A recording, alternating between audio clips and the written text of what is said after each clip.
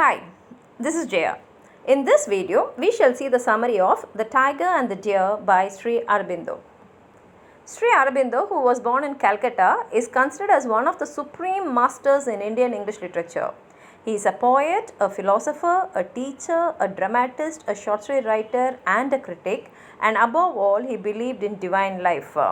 His poetry can be divided into two broad groups. One is poetry of action and the other one is poetry of meditation. And in all his writings, he gives beautiful descriptions of nature. And Savitri is an epic written by Aurobindo, and this marks the culmination of his poetic career. He has also translated many Sanskrit and Bengali works in English. And Aurobindo's short poem, The Tiger and the Deer, is a didactic poem. It brings out the contrast between good and evil, innocence and experience, life and death. The poem begins with a description of the tiger.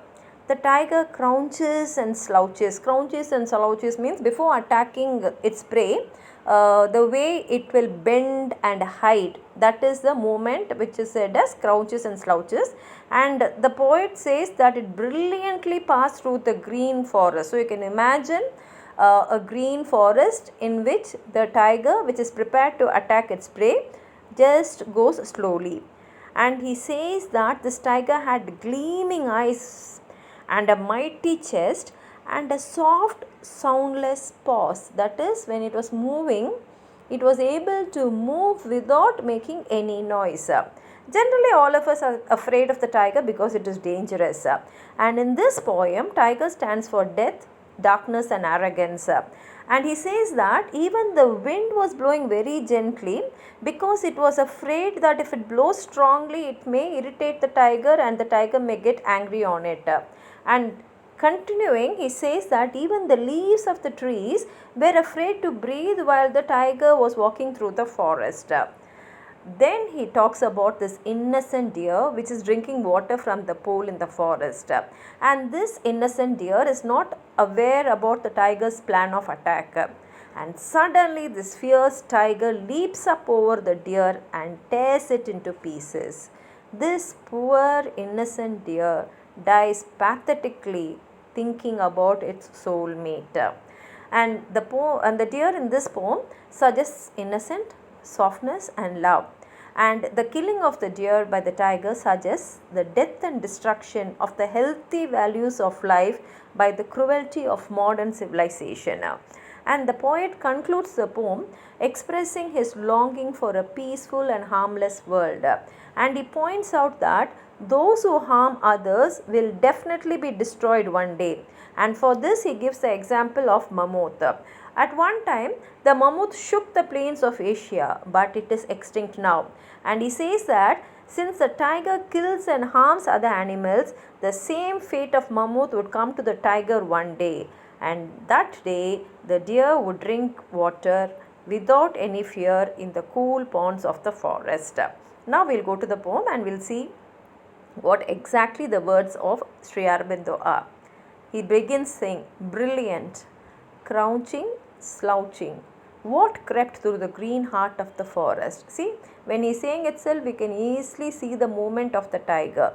And he says that crouching and slouching were brilliant movements of the tiger. Gleaming eyes and mighty chest and soft soundless paws of grandeur and murder. See how beautifully he says. This is a beautiful way. He describes the tiger by saying it has gleaming eyes and a mighty chest. And then he says soft soundless paws. And this soft soundless paws are of grandeur and also of murder. And then he says the wind slipped through the leaves as if afraid lest its voice and the noise of its steps perturbed the pitiless splendor. So he says even the wind was slipping through the leaves as though it was afraid whether its voice can perturb, that is disturb the pitiless splendor. So the tiger is splendor, but it is pitiless. It has no mercy on other creatures. Hardly daring to breathe, but the great beast crouched and crept and crept and crouched a last time, noiseless, fatal. And he says that the leaves in the trees were getting scared even to breathe.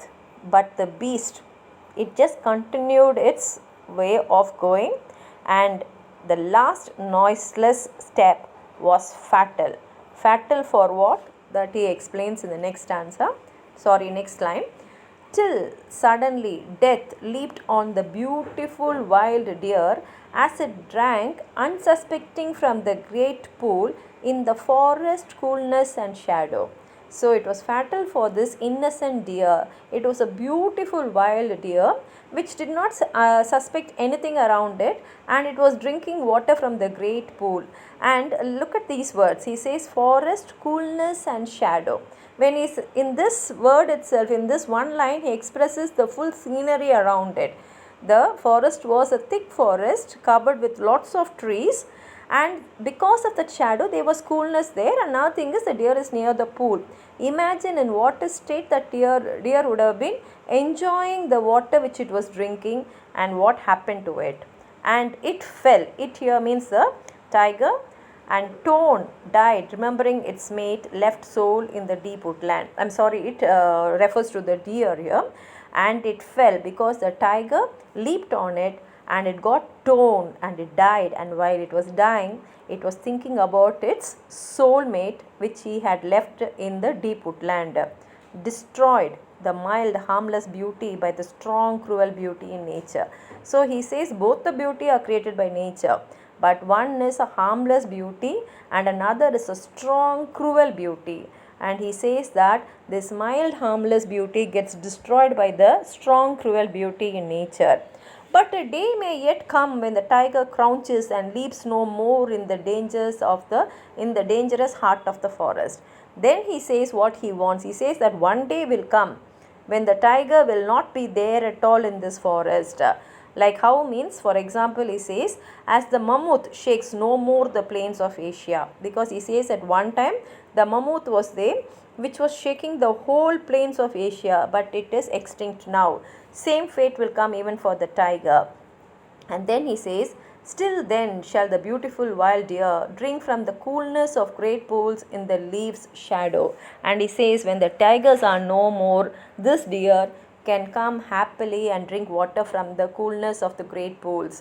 And then he says, the mighty perish in their might, the slain survive the slayer. So he says, the mighty person will also perish in their might, and the person who is being slain will definitely survive the slayer.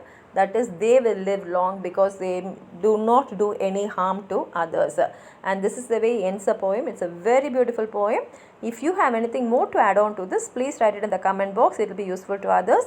Like the video, share it with your friends, and if you have not subscribed your channel, please subscribe. Thank you.